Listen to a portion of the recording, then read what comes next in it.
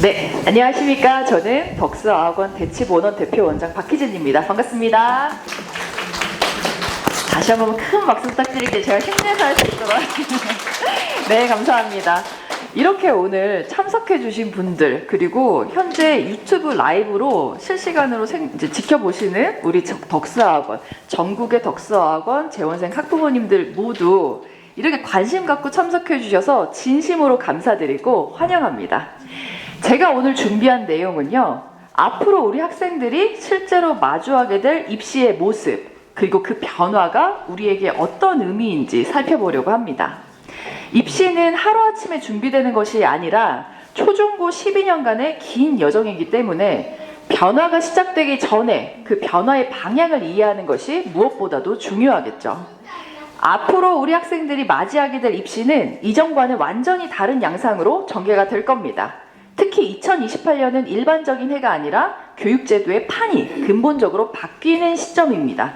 그래서 오늘 그 핵심 변화를 먼저 정리를 해드리면서 변화를 정확히 이해하고 미리 대비할 수 있도록 핵심 포인트 3가지를 먼저 정리해드리겠습니다.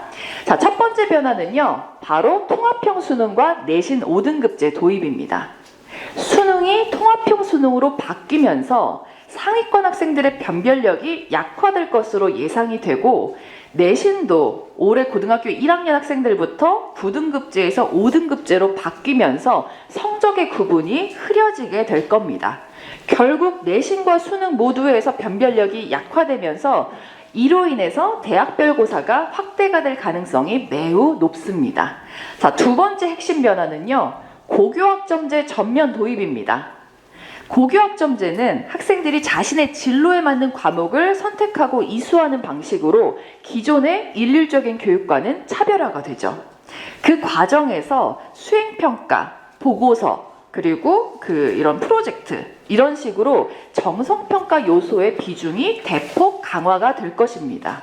자, 그리고 세 번째는요, 정시에서 학생부 반영의 확대입니다. 일반적으로 정시는 곧 수능이다 라는 것이 이제까지의 관례였는데요, 이제부터는 정시에서도 학생부의 영향력이 커지는 방향으로 가고 있습니다. 특히 세특, 탐구보고서, 선훈수령평가처럼 글쓰기 기반의 정성평가 요소가 핵심으로 떠오르고 있습니다. 자, 들으시면서 원하시는 분들은 자유롭게 사진 찍으셔도 괜찮습니다. 자, 여기서 일단 한 가지 중요한 개념을 먼저 짚고 넘어가 보도록 하겠습니다. 네, 다음 넘기겠습니다. 먼저 정량평가와 정성평가의 차이에 대해서, 이 개념에 대해서 한번 짚고 넘어갈 텐데요. 자, 이 정량평가는 말 그대로 숫자 점수 중심의 평가입니다. 시험 점수, 등수, 평균처럼 객관적인 수치로 비교할 수 있는 평가죠. 그래서 명확성과 공정성이 장점이지만 학생들의 이런 태도나 그리고 개인적인 특성은 반영되기 어렵다라는 그런 단점이 있습니다. 반면에 정성평가는 글쓰기, 면접, 발표, 태도처럼 숫자 하나로 표현하기 어려운 영역을 평가합니다. 그래서 학생들의 그 잠재력과 역량을 깊게 볼 수 있다라는 장점이 있지만 교사의 주관이 개입될 수 있다라는 한계도 존재합니다. 자, 그러면 여기서 정성평가는 점수가 없는 건가요? 라고 질문을 하신다면 합격과 불합격을 가르기 위해서는 당연히 점수가 필요합니다. 다만 그 기준이 정량적이지 않다라는 것이고 과정적 해석과 질적 요소 중심으로 평가가 이루어질 겁니다. 자, 이 정성평가와 정량평가의 차이를 예를 들어서 설명을 해드릴게요. 우리가 입시를 크게 놓고 보면 4가지 평가 요소로 나눌 수가 있습니다. 교과, 수능, 논술, 활동. 이 중에서 교과 성적을 가지고 예를 들어서 이 둘의 차이를 설명을 해드릴게요. 정량평가의 세계에서의 교과는 단순히 단위수와 등급으로 평가가 이루어집니다. 하지만 정성평가의 세계에서는요, 과정적 해석을 한다는 것이 중요합니다. 예를 들면 우리가 원래 수강자 수가 적은 과목을 선택을 하면 원래 내신 따기가 힘들죠. 그럼에도 불구하고 그러한 과목을 선택을 했는데 성적도 평균 이상의 높은 성취를 거뒀다면 이 학생의 학업 역량은 그렇게 떨어지지는 않겠구나. 그리고 수강자 수가 적음에도 불구하고 선택한 걸 보니 자기 길을 명확하게 자기가 하고 싶은 것에 대한 인식이 뚜렷하게 있고 자기 길을 스스로 개척해 나가는 탐구정신, 자기 주도성 등을 가지고 있겠구나라고 해석을 할 수 있겠죠. 자, 이렇게 1차적으로 평가를 했다면 대학은 여기서 바로 결론을 내리지 않고 이렇게 세특, 행특, 창의적 체험활동 등의 기록을 보면서 교차 검증을 합니다. 그러니까 최초에 무엇인가로부터 출발해서 다른 항목으로 넘어가면서 내가 처음에 이 학생에 대해서 생각한 것이 맞구나, 이렇게 검증하려고 하는 것이 핵심입니다. 그래서 지금 우리가 앞으로의 입시는 제가 수능과 내신 모두 변별력이 떨어지는 방향으로 가고 있다라고 말씀드렸잖아요. 그렇기 때문에 대학은 이 학생들의 학업 과정이나 탐구심을 볼 수 있는 정성평가에 더 큰 비중을 둘 수밖에 없습니다. 그래서 앞으로의 입시는 지금과 마찬가지로 정성평가, 정량평가 동시에 이루어지되 특히 정성평가의 비중이 대폭 커지는 방향으로 가고 있다라고 기억하시면 되겠습니다. 자, 그렇다면은 2028학년도부터의 대입은 왜 이렇게까지 달라지게 되는 걸까요? 그 이유를 살펴볼게요. 결론부터 말씀드리면요, 바로 시대가 달라졌기 때문에 그렇습니다. 우리는 지금 AI, 자동화, 복합 위기의 시대에 살고 있습니다. 예전처럼 많이 암기하고 빨리 푸는 능력만으로는 더 이상 경쟁력을 갖추기 어렵습니다. 앞으로 사회가 요구하는 핵심 역량은 바로 이렇죠. 비판적인 사고력, 창의적인 문제 해결 능력, 의사소통과 협업 능력, 윤리적 판단과 책임감. 이러한 능력은 단순히 숫자 하나로 표현하기 어려운 영역입니다. 그렇기 때문에 모든 교육과 입시의 평가 방식, 기준 자체가 근본적으로 달라지고 있는 거예요. 그래서 그렇기 때문에 2028학년도부터의 그 대입은 정성평가 확대가 공식화되었습니다. 그리고 이러한 시대의 흐름은 이미 여러 곳에서 우리가 확인을 할 수가 있는데요. 그 한 예로 바로 아이비가 있죠. 아이비 많이 들어보셨을 거예요. 최근 몇 년 사이에 이 아이비에 대한 관심도가 급속도로 커졌습니다. 예전에는 해외 대학 진학을 목표로 하는 학생들을 위한 커리큘럼 정도로만 생각을 했는데 요즘에는 분위기가 다릅니다. 실제로 서울대, 연세대, 고려대 등 주요 대학들은 이 학종으로 아이비를 이수한 학생들을 선발을 하고 있죠. 아이비는 주입식 획일화된 교육에서 벗어나서 학생들의 사고력, 창의력, 탐구심 등을 기르는 데 초점을 맞춘 학습인데 우리나라 공교육도 앞으로 사고력 중심, 과정 중심으로 가겠다라는 것을 보여주는 부분입니다. 자, 그렇다면은 이제 본격적으로 2028학년도 대입 개편안에 대해서 이제 살펴보도록 할 텐데요. 저는 오늘 총 3가지 축으로 정리를 해드릴 거예요. 첫 번째, 수능의 변화. 두 번째, 고등학교 내신 제도의 변화. 세 번째, 대입 전형 구조의 변화에 대해서 정리를 해드리고 이 3가지가 맞물리면서 우리 학생들의 입시 전략은 완전히 달라질 수밖에 없습니다. 자, 먼저 수능의 변화부터 시작하겠습니다. 첫 번째 핵심 변화는요, 바로 통합형 수능입니다. 수능이 2028학년도부터는 통합형으로 바뀝니다. 현재는 국어와 수학의 선택 과목이 존재하죠. 그리고 과탐, 사탐, 탐구 영역도 17과목 중 2과목을 선택해서 시험을 치르고 있죠.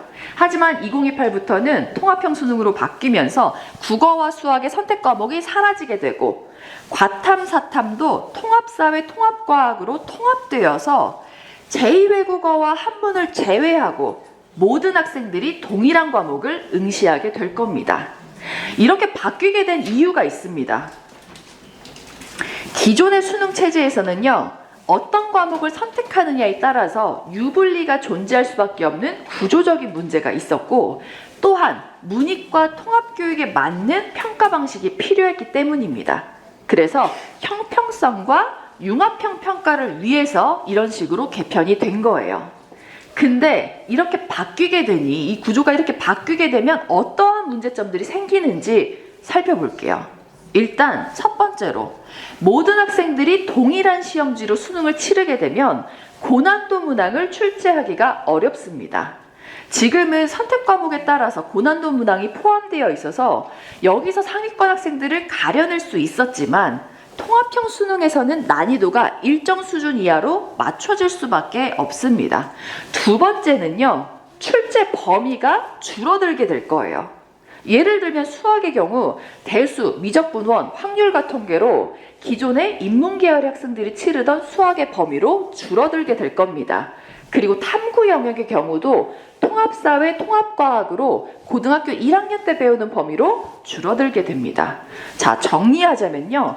통합형 수능으로 2028학년도 통합형 수능으로 바뀌면서 우리 고난도 문항이 줄어들게 되고 그리고 출제 범위도 줄어들게 되면서 상위권 학생 내 변별력은 약화가 될 것입니다. 자, 그러면 결국 대학에서는 우수한 학생들을 가려내기 위해서는 수능 점수만으로는 부족하다라고 판단을 내릴 수밖에 없습니다. 자, 그렇다면 대학은 어떠한 결정을 했을까요?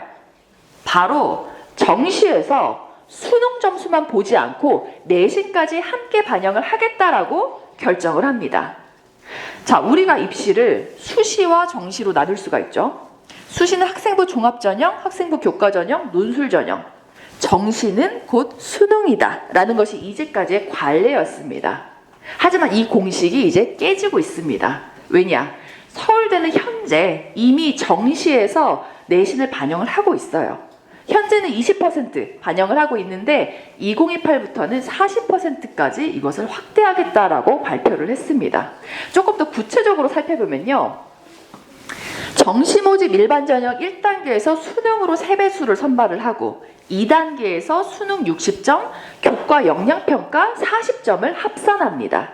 여기서 말하는 교과 영양평가는 내신 등급만을 의미하는 것이 아니라 어떤 과목을 선택했는지, 성적은 어떤지, 세특은 어떤지 종합적으로 분석하고 평가를 하는 겁니다.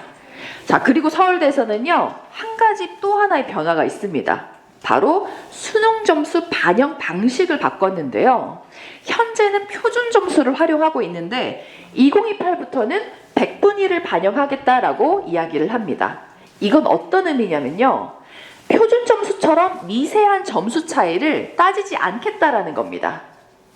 100분위 1을 반영하게 되면 같은 범주에 묶인 동점자가 많이 발생할 수밖에 없는 구조라서 1, 2점 차이로 당락이 결정되던 시대에서 이제는 학생들의 학업 과정, 태도, 사고력, 탐구심, 표현력 이런 다면적 요소를 함께 보는 방향으로 가고 있다는 것을 알 수 있습니다. 자, 여기까지 이렇게 수능의 변화에 대해서 정리를 해드렸는데요. 한 줄로 요약을 해드리자면 이 통합형 수능에서는 이 상위권 학생들을 변별하는 변별력이 약화되다 보니 정시에서 수능 점수뿐만 아니라 내신까지 함께 반영을 한다라는 것이 한 줄 포인트입니다. 자, 이제 다음으로 넘어가 보겠습니다. 자, 두 번째 축은 이제 고등학교 내신제도의 변화인데요. 총 5가지 포인트로 정리를 해드릴게요. 첫 번째는 중등 내신과 고등 내신의 차이에 대해서, 두 번째는 올해부터 큰 변화가 생겼죠. 내신이 5등급제로 바뀌었다는 점.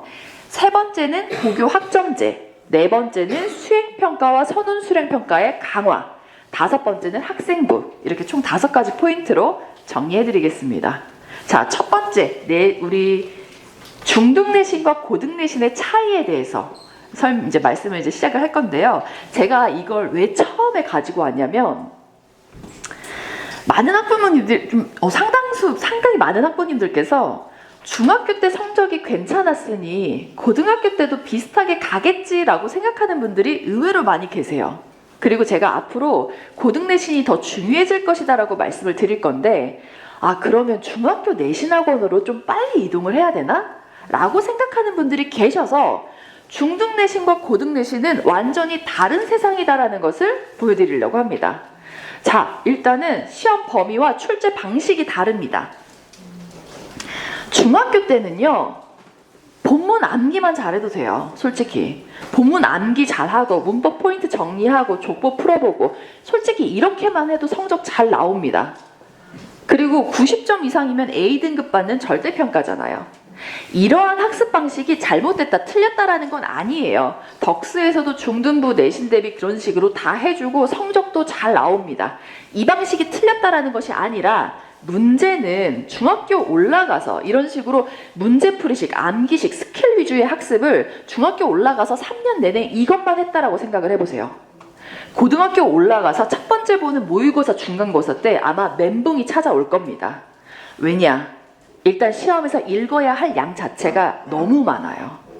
한 문제가 보통 한 문단에서 세 문단까지 나오는데 우리 덕수 다니는 학생들처럼 긴 호흡의 글을 꾸준히 읽으면서 학습해온 학생들은 읽었을 때 어떤 것이 핵심 내용이고 어떤 것이 부가적인 설명이지, 뭐가 중요하고 그렇지 않은지를 빠르게 파악하고 정리할 수 있는 구조화 능력이 생깁니다.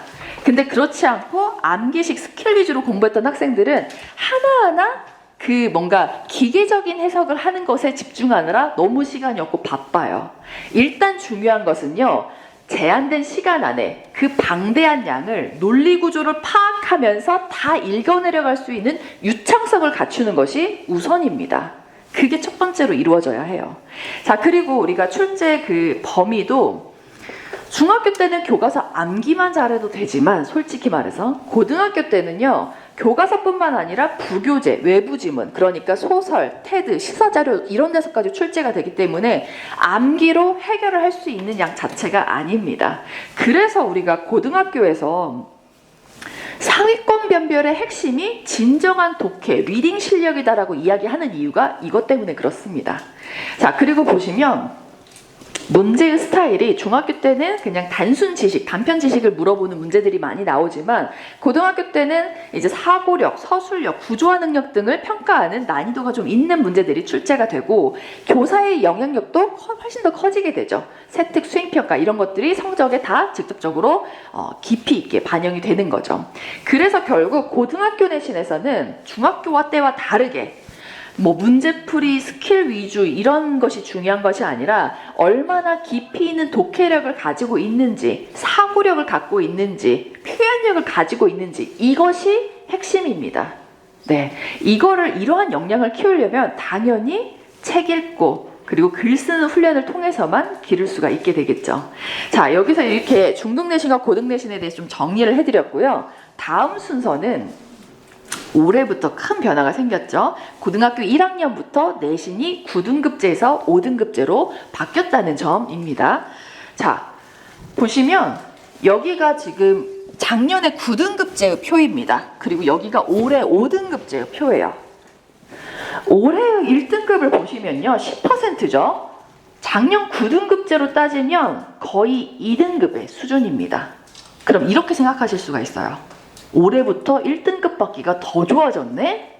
이게 사실 맞는 말이긴 한데 좋은 소식인 것 같지만 그만큼 내신의 변별력이 떨어진다는 것을 의미합니다. 중요한 문제는요, 각 등급이 커버하는 범위가 지나치게 넓다라는 겁니다.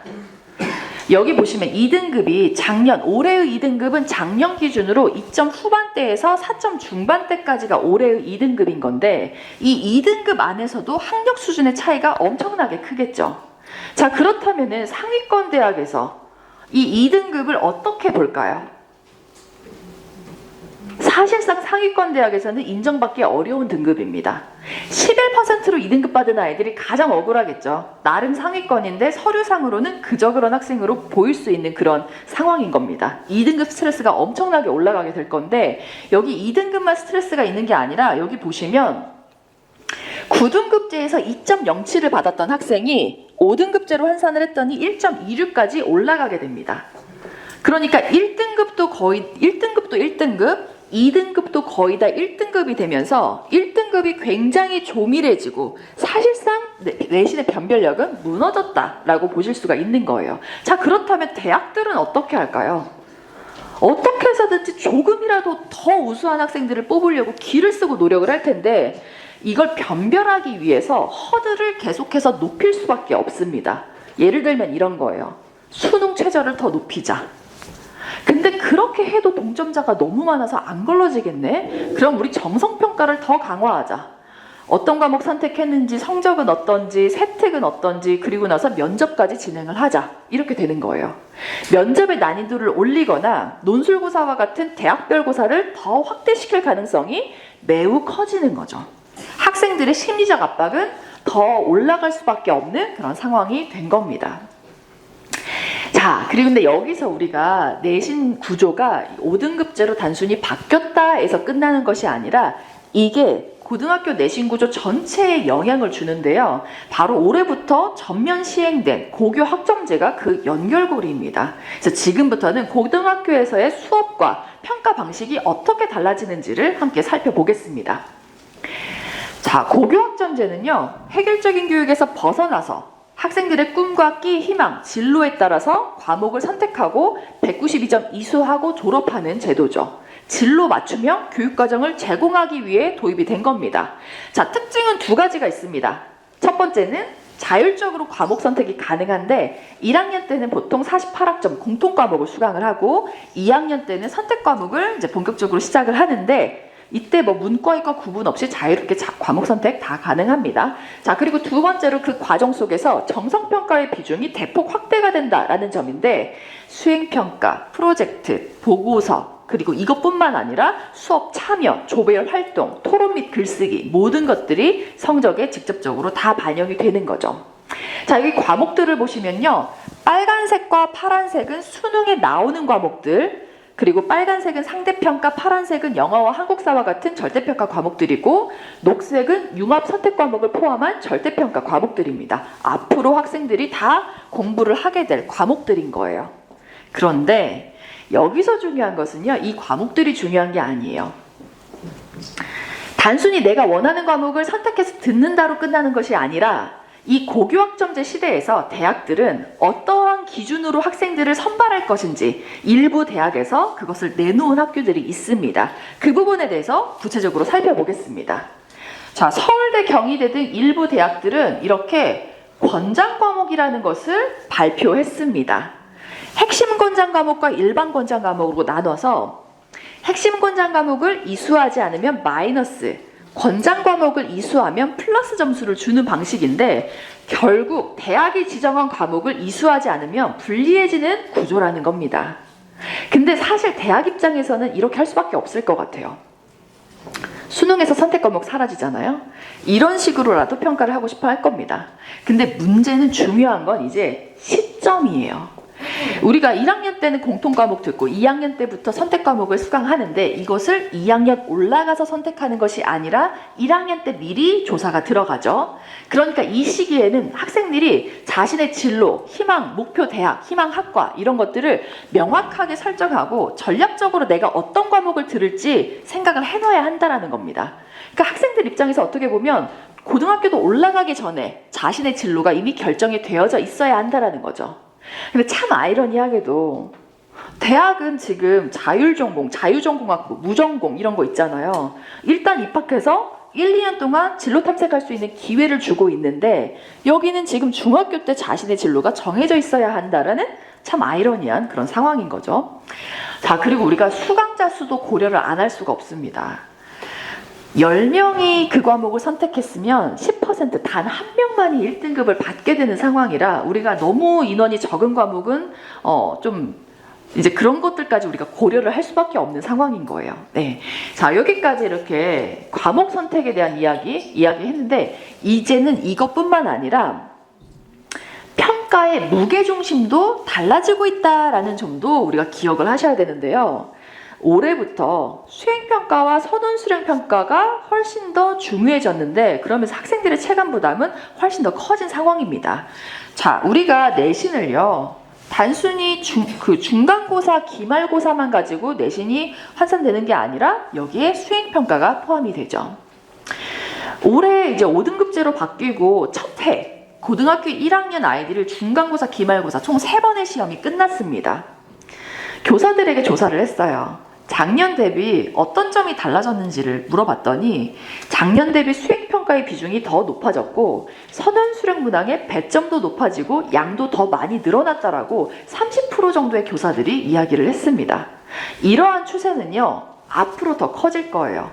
왜냐하면 이건 2022 개정교육과정의 지침이 학교 현장에 그대로 반영이 된 결과거든요. 자, 여기서 우리가 수행평가라고 하면 보통 에세이 쓰기, 말하기, 듣기 등을 통해서 수행평가가 이루어지는데, 사실 아이들에게 정말 중요하고 이 취지 자체는 정말 좋아요. 문제는 양이 너무 많아서 애들이 잠도 못 자고 허덕인다는 게 이게 현실이라는 게 문제인 거죠. 자, 수행평가가 보통 과목당 한 학기에 3개에서 5개 정도의 수행평가가 있습니다. 이것뿐만 아니라 중간고사, 기말고사도 보죠. 그러니까 과목이 만약에 10과목이라고 하면은 한 학기 약 100일 동안 50번의 평가나 시험이 있는 셈이에요. 단순 계산으로만 쳐도 이틀에 한 번꼴로 평가나 시험이 이루어지는 건데, 이게 학기 초에는 또 배운 게 없다 보니까 뒤쪽으로 다 몰릴 수밖에 없어요. 그러니까 애들이 중간고사, 기말고사 전후로 해서 수행평가 하느라고 허덕이면서 다니는 거예요. 그러니까 뭐 예를 들어 영어로 된 과학 논문을 읽고 보고서를 쓴다거나 연극 대본을 작성을 한다거나 굉장히 다양한 방식으로 수행평가가 진행이 되는데, 이 모든 것들이 성적에 다 직접적으로 반영이 되기 때문에 결코 소홀히 할 수가 없습니다.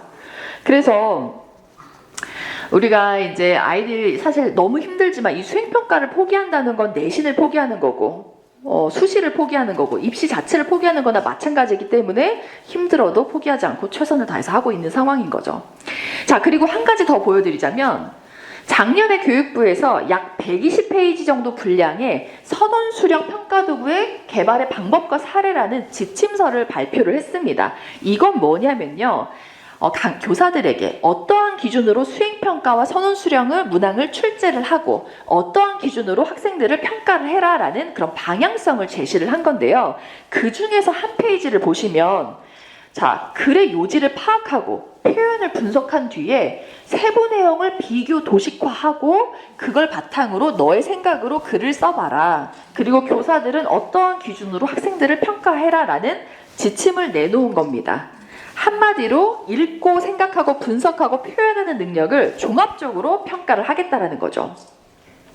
자, 근데 여기서 중요한 것은 이게 점수로 나오고 끝나는 것이 아니라 이 결과들이 모두 세부 능력 및 특기사항으로 기록이 되면서 학생부에 남게 됩니다. 자, 그래서 지금부터는 이 학생부에서 어떠한 요소들이 좀 중요한지를 함께 살펴보도록 하겠습니다. 학생부에서 이 두 가지가, 첫 번째는 과목별 성적이 당연히 중요하고, 두 번째는 세부 능력 및 특기사항, 즉 세특이 중요합니다. 자, 세특은, 그러니까 수행평가는 어떻게 보면 교사들이 세특을 작성하는 근거가 되고요. 그리고 세특은 교사 추천서의 대체 문서라고 봐도 무방할 것 같아요. 그러니까 수행평가가 중요하다 하는 이유는 세특 때문에 중요한 거거든요. 네. 자, 그래서 여기서 이제 조금 더 구체적으로 우리가 대학에서는 그렇다면은 이 세특, 학생 창의적 체험활동, 행특 이런 것들을 포함한 학생부를 실제로 입시에서는 어떻게 활용을 하는지를 한번 살펴보도록 할게요. 그래서 그 상위권 학생들을 가장 많이 선발하는 전형이 학생부 종합전형이잖아요. 그 모집 요강을 살펴보면서 대학은 어떠한 관점으로 학생들을 선발하는지를 한번 보겠습니다. 자, 여기 연세대학교 학생부 종합전형 서류평가 요소입니다.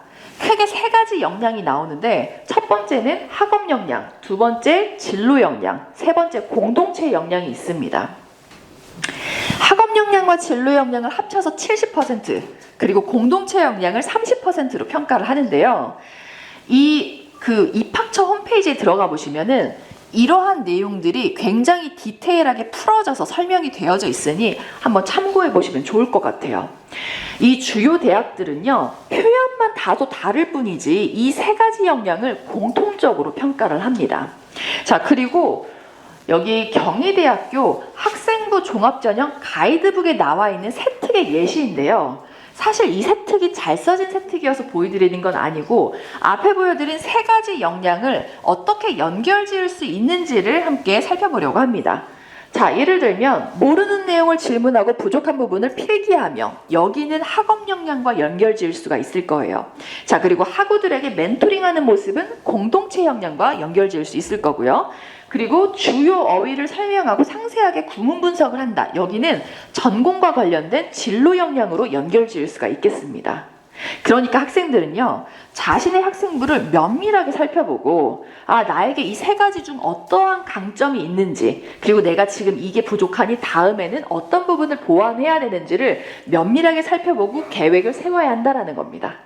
자, 그리고 세특은요, 우리가 허구로 선생님들이 작성을 해줄 수가 없죠. 실제 수업 중에 학생들을 관찰하고 아이들은 책을 읽고 탐구하고 글을 쓰는 활동을 거쳐야만 세특에 작성을 해줄 수가 있는 겁니다. 그래서 학생들의 실질적인 활동이 반드시 필요하고 이러한 것들이 학생부의 경쟁력으로 이어지게 되는 거죠. 자, 지금까지 고등 내신 내 5가지 포인트를 정리를 해드렸어요. 제가 앞서서 그 수능의 영향력이 약화될 것이다 라고 말씀드렸죠. 그러면서 상대적으로 이 풍선 효과로 인해서 내신의 영향력은 올라갈 건데 이 또한 변별력의 문제가 있다라고 했는데, 자, 그래서 대학들이 선택할 수밖에 없는 방법은 바로 대학별고사의 확대입니다. 이 부분에 대해서 조금 더 구체적으로 살펴보겠습니다. 자, 최근에 본고사가 부활됐다라는 표현이 나올 정도로 대학에서는 논술, 구술 면접, 심층 면접, 서류 기반 평가 등 학교 자체 시험을 더욱더 확대를 시켜나가고 있는 상황입니다. 그리고 올해 주요 22개 대학 중 서울대를 제외하고 나머지 대학들은 논술고사를 전체적으로 다 실시를 하겠다라고 발표를 했고요. 그리고 아시다시피 작년에 고려대에서 7년 만에 논술 전형을 다시 부활을 시켰죠. 그리고 또 중요한 포인트는 의대 논술 전형이 9개 대학에서 올해 13개 대학으로 확대가 되었다는 겁니다. 자, 앞으로 이러한 추세는 점점 더 확대가 될 거예요. 그러니까 정답을 맞춘다에서 그치는 것이 아니라 이걸 풀어나가는 과정을 보는 시험들이 더 늘어나게 될 거라는 거죠. 그러니까 그런 것 같아요. 영어뿐만 아니라 수학도 마찬가지로 초등학교, 중학교, 고등학교, 대학교까지 이 모든 학습의 방향 자체가 사고력이 정말 중요하다라는 것을 우리가 알 수 있습니다. 정답을 읽고 문제를 읽고 정답을 맞춘다 해서 끝나는 것이 아니라 이걸 풀어나가는 과정과 그것들을 나의 배경 지식을 토대로 2차, 3차 가공할 수 있는 능력이 있는지, 그리고 이것을 얼마나 고급스럽게 논리적이게 표현할 수 있는지 이것들을 본다라는 겁니다. 자, 결국 대학별고사는요, 준비된 학생을 가려내는 도구입니다. 준비된 학생들이란 어떤 학생들일까요? 꾸준히 책을 읽어온 학생, 자신의 생각을 글로 정리할 수 있는 학생, 말과 글로 논리적이고 고급스럽게 표현할 수 있는 학생들이 성공할 수 있는 거죠. 자, 여기까지 2가지 축을 정리를 해드렸습니다. 자, 이제 마지막 3번째 축으로 넘어갈 텐데요. 대입 전형 구조의 변화로 이제 시작을 해보도록 하겠습니다. 자, 2028년도 이후의 대입을 예상해보면요, 이렇습니다. 각 전형별로 허들을 계속해서 높이면서 전형 간의 구분이 모호해질 것으로 예상이 됩니다. 자, 그리고 면접 등 정성평가가 더욱더 확대된다, 더욱 강화될 것이다 라고 말씀을 드렸죠. 자, 그렇다면 앞으로 대학들이 강화시킬 면접은 과연 어떤 식으로 출제가 될까요? 서울대 예시를 함께 보시겠습니다. 자, 서울대는요, 사실 수능을 좋아하는 학교는 아니에요. 입학해서 4년 동안 성실하게 잘 다닐 아이를 뽑고 싶은데 수능으로 입학한 학생들은 상대적으로 이탈률이 높고 그 수시로 들어온 학생들이 학점도 좋고 더 오래 잘 다니더라라는 그런 종단 연구 결과들이 있거든요. 그래서 이제 그렇게 해왔다가 정부에서는 정시의 비율을 이제까지 40% 이상으로 맞추라라는 방침이 있었기 때문에 그런 식으로 해왔는데 2028부터는 서울대를 포함한 일부 대학들에서 정시의 비율을 30%까지 낮출 수 있게 변경이 되었습니다. 그러면 수시의 비율이 올라가겠죠. 서울대 수시에서는 면접이 필수입니다. 필수인데 이제까지는 정답이 정해져 있는 닫힌 문항이 출제가 되었는데 앞으로는 정답이 정해져 있지 않은 열린 문제를 출제하겠다라고 이미 예보를 해놓은 상태예요. 자, 예시를 보시면요, 분석적 주제토론 면접 예시 문항입니다. 짜장면과 자장면은 맛이 같은가 다른가? 이런 문제들을 내겠다고 예보를 했어요.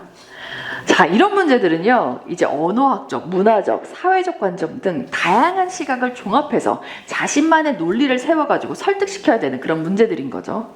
그리고 또 하나 보여드릴게요. 2024 켄텍 한국에너지공과대학 2024학년도 창의성 면접 문항입니다. 자, 보시면 외계 행성, 새로운 그 외계 행성으로 이주를 할 때 필요한 아이템들을 선택을 한 뒤에 지속 가능한 탐험 계획을 수립하고 그 이후에 그걸 바탕으로 면접이 진행이 됩니다. 자, 이렇게 정답이 정해져 있지 않은 문항에 자신만의 근거를 들어서 설명할 수 있는 아이들을 우리는 정말 뛰어난 아이들이다, 인재다 라고 이야기를 할 수 있을 텐데요. 자, 문제는 이러한 것들이 고등학교에서 대비가 될까요? 안 되죠.